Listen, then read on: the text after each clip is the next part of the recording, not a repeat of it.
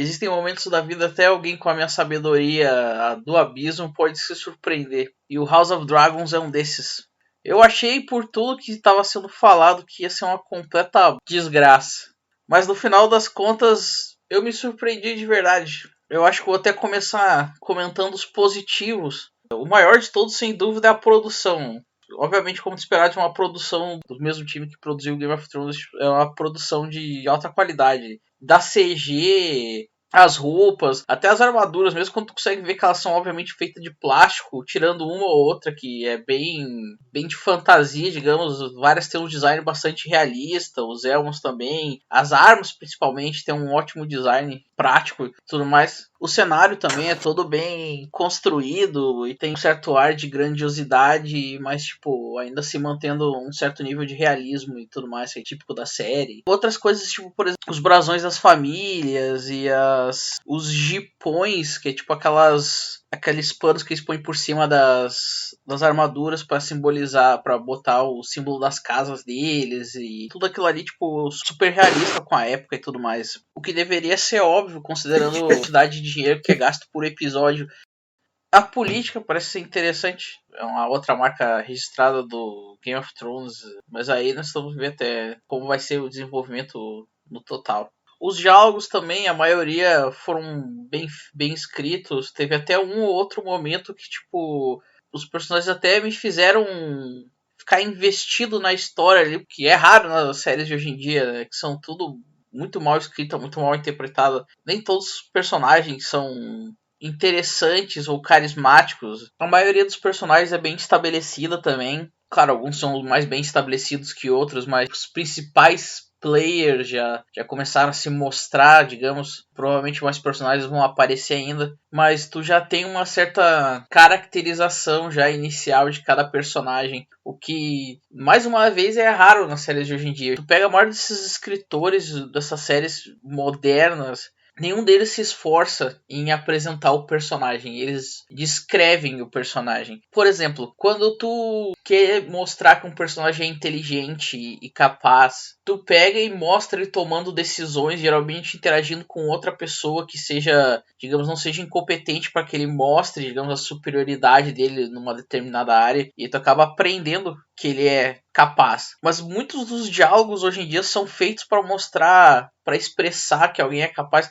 É muito comum nos primeiros episódios de séries, essas séries da Marvel, principalmente, de tu mostrar um personagem falando pro outro: nossa, eu sei como tu é inteligente, engraçado e impressionante, mas em nenhum momento o personagem age de forma inteligente ou engraçada. É só os outros personagens que falam que eles são tal coisa. O primeiro episódio do House of Dragon já mostra, já começa a caracterizar os personagens, né? O Daemon é obviamente o que mais se sobressaiu, mas tu vê bem, por exemplo, que ele é um cara que ele pode ser brutal quando é necessário, e essa brutalidade ela se mostra em muitos momentos. Por exemplo, quando ele fica feliz, por exemplo, ou quando o sobrinho dele morre poucas horas depois de nascer. Só que ele não é um cara completamente frio e calculista ou desprovido de amor pela família dele. Tanto que, por exemplo, quando ele... Como é que eu vou dizer assim? Dá pra ver que ele tem um profundo senso de lealdade com o irmão dele. Porque mesmo, por exemplo, quando a sobrinha dele, que ele parece gostar bastante da sobrinha dele de um jeito que só um Targaryen consegue, digamos, e ela tá reclamando daquela situação toda pra ele no velório da mãe dela, ele, em vez de fazer papinho ou qualquer coisa assim, ele fala pra ela, tipo, olha, ó, teu pai tá precisando de ti nesse momento e tudo mais, tu devia suportar ele, né, dar suporte pra ele nesse momento de dificuldade e tudo mais. Ou, por exemplo, depois, quando ele é chamado pela sala do trono pelo irmão dele, e ele larga aquela real pro irmão dele e fala, tipo, não, essa gente toda, eles acham que tu é fraco, não sei o que, e só eu posso te proteger de verdade. E ele fala, te proteger do quê? Te proteger de ti mesmo, porque tu é fraco, não sei o que. É porque ele é um cara cuzão, mas ele tá falando aquilo ali porque ele se importa com o irmão dele. Pelo menos é isso que a cena passa. Ele é um cara arrogante, que é comum no mundo de Westeros, né? Mas ele não é completamente desprovido de honra e de um certo sentimento de amor familiar, digamos, a la Targaryen, né? Mas é assim mesmo. Tu vê uma boa caracterização do Damon, mas em nenhum momento isso é expressado por alguém, isso é falado por alguém. Tipo, tu vê isso, tu aprende isso assistindo um personagem agir. Isso é algo muito raro hoje em dia. Outra coisa que tu vê que, tipo, eu tive dificuldade de acreditar quando eu vi foi cenas que são construídas com diálogo e posição de câmera e principalmente atuação que te fazem ficar investidos nos personagens e na cena. Eu fiquei surpreso quando na cena que o Viserys, o rei, decide sacrificar a esposa para salvar o filho. E tu vê na cara dele, na expressão dele, no momento que ele tá tomando a decisão, que é uma decisão que ele não queria tomar, que aquilo ali é algo que faz ele sofrer. E no momento que a esposa dele tá sendo morta para salvar o filho dele, tu vê que ele não abandona a esposa dele, ele não é um covarde, ele tenta dar o mínimo, por mais inútil que seja, digamos, ele tenta dar o mínimo de suporte para a esposa dele nos últimos momentos de sofrimento dela. Em nenhum momento ele abandona ela ou descarta ela. E tu vê o pesar no olhar do personagem, tu olha pro personagem e o ator está atuando. Eu fiquei surpreso quando acabou a cena e eu percebi que eu estava focando toda a minha atenção numa cena. Eu não sei qual foi a última vez que uma série fez isso, meu irmão. Um ator está atuando. É incrível. Olha, cara, eu fiquei surpreso com um negócio desse. Tipo, meu Deus, qual foi a última vez que uma série me fez prestar atenção na série, caralho? Tipo, deve fazer, o quê? Uns 5, 6 anos, pô. Impressionante, velho. Eu tô me sentindo em 2015, 2014 de novo.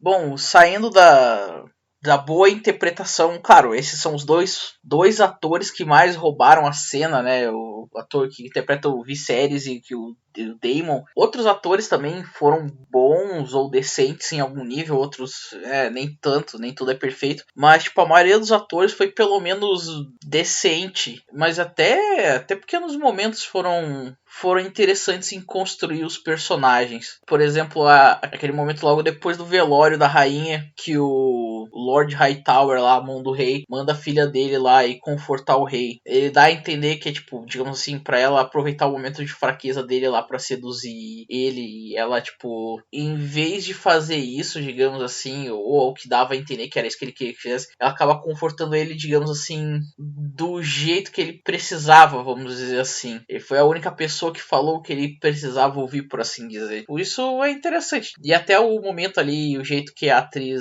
interpreta ali, aquele momento é bom também, é decente. O jeito que ela fica assim, saber meio nervosa, sem saber o que dizer. E ela acaba falando meio que sem saber mais o que falar. Ela fala não o que ela devia, digamos, mas o que ela pensou, talvez. Eu achei bastante interessante a cena toda. Então, essa é uma coisa que não se vê mais hoje em dia em séries de TV ou de streaming services, né? Mas eu fiquei surpreso. Nem tudo é perfeito. É o Fire and Blood, que é o livro, né? Que é do qual essa história, em parte do qual esse livro se baseia, que é basicamente um livro de história. É como se fosse um livro de um Meister que está usando várias fontes primárias e secundárias para tentar construir um livro de história, digamos, recontando a história dos Targaryens, né? Reinando sobre os 7 reinos. Ele é um livro que ele é feito, digamos, para te ter uma ideia, mas não para te ter uma ideia exata. Ele conta uma história imprecisa. Tu não tem detalhes do livro para serem corrompidos ou destruídos de alguma forma, ou não serem retratados de forma exata, mas tu tem algumas coisas que podem e acabam sendo ao longo da história, como o Lord Corlys, né? Corlys ou algo assim, que é a Serpente do Mar, é o apelido dele, se eu não me engano. Ele é um personagem bastante importante, né? Principalmente naquela história contemporânea ali. Ele é considerado o picoso das galáxias e tal. Ele é super respeitado e um aventureiro que viajou pelos mares e tudo mais. E eles mudaram por motivo nenhum a raça dele. E isso aí é um bagulho que mais pra frente vai atrapalhar a história, provavelmente. A não sei que eles mudem algumas coisas importantes, né? Mais pra frente vai ter um conflito ali que envolve a paternidade de uma certa criança, que no caso, se o Corlys fosse negro, esse conflito de paternidade não existiria, digamos. Então, eu não sei como é que vai ser isso daí. Isso é uma coisa importante que eles mudaram só por mudar, só pra ter aquela cota ali. Talvez atrapalhe a história, eles vão ter que mudar alguma coisa, talvez, eu não sei como é que vai ser. Mais tosco de toda essa situação que eles tiveram que fazer coisas assim que ficaram até meio ridículas. Assim, ó, por exemplo, como a família do Corlys ali, eu me esqueci o nome da família dele, da dinastia dele, do clã dele e tal, da família nobre dele, eles são de Valíria também. Eles não fazem parte, seria tipo a alta nobreza de Valíria, digamos assim. Eles não eram cavaleiros de dragão, né, que nem os Targaryen. Entre as casas importantes, eles eram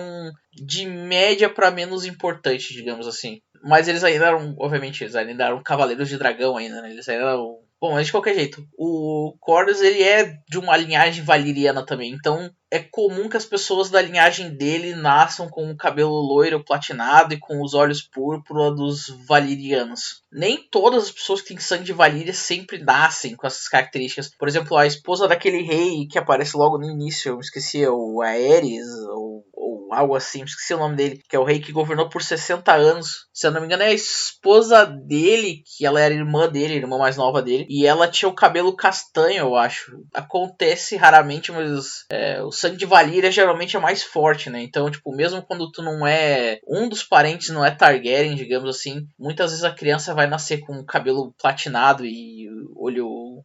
púrpura e tudo mais. Então é muito estranho que o Corlys seja negro. Mesmo que tu dissesse que, por exemplo... mesmo que tu dissesse que por algum motivo o ancestral dele foi para as Ilhas de Verão lá, que é onde, digamos, onde existem as pessoas negras, e tenha conseguido uma concubina lá e voltado, e por algum motivo o filho dessa concubina tivesse sido legitimizada, a linhagem principal da família do Corlys lá tenha se tornado, digamos assim, negro. Por quantas gerações isso teria durado, considerando que todos os casamentos políticos subsequentes teriam sido com pessoas do reino dos Sete Reinos? Quão negro esse cara seria? Tipo, muito pouco. O cara seria um mulatinho, meu irmão. É muito difícil de acreditar que tu teria um negão daqueles. Não, pra mim não cola. Então tu continua tendo outra situação, que aí a gente entra na situação ridícula, que é o fato dele ter aquele cabelo platinado, tá ligado? Porque ele tem o sangue de Valíria, então ele tem o cabelo platinado. E aí os caras, tipo, fazem aquele cabelo trançado, loiro, platinado lá e tal, e a esposa dele também é Targaryen. Então as filhas dele lá que parecem também são Targaryen, e eles, do lado tanto do pai quanto da mãe, eles têm o sangue de Valíria. Então elas também têm o cabelo branco, platinado, loiro platinado. E aí tá aquelas crianças usando aquelas perucas que parecem umas perucas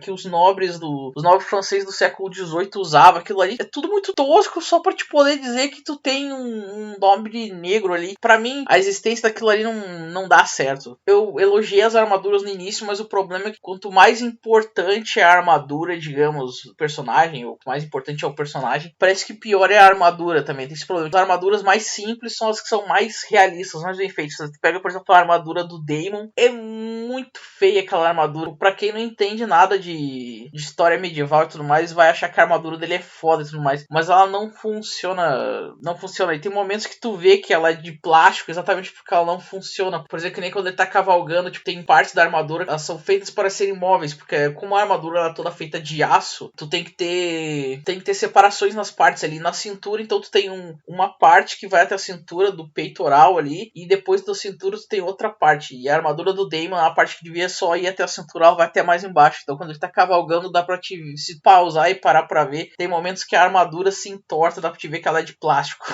Mas aí muito detalhe. Se ninguém tivesse me falado que, tipo, dá pra te ver a armadura plástico entortando, eu mesmo não teria percebido, como sou uma pessoa que normalmente não me foco tanto nesses mínimos detalhes, que tu só consegue ver pausando, mas é algo a se comentar, digamos. Esses são os lados negativos, digamos. Tem outras coisas que saem do livro também, que não são igual ao livro. O que eu falei, pequenos detalhes. Não tem problema não estar igual ao livro, porque é um livro de um historiador tentando recriar, usando fontes primárias e secundárias que ele consegue reunir para tentar recriar a história da dinastia dos Targaryens. Não tem como dizer com certeza que aquelas coisas que aconteceram realmente aconteceram exatamente daquele jeito, mas grandes detalhes ou coisas importantes não deveriam ser mudadas, digamos, porque elas têm importância mais pra frente ou em outros eventos. Mas assim, tirando essas poucas situações, a mais gritante foi a do Corlys, mas tem outras, mas esse vídeo já tá longo já. Eu fiquei surpreso de verdade. Não foi a coisa mais incrível que eu já vi na minha vida, mas só pelo fato de ter um primeiro episódio bom, depois de anos de só série bosta, uma atrás da outra,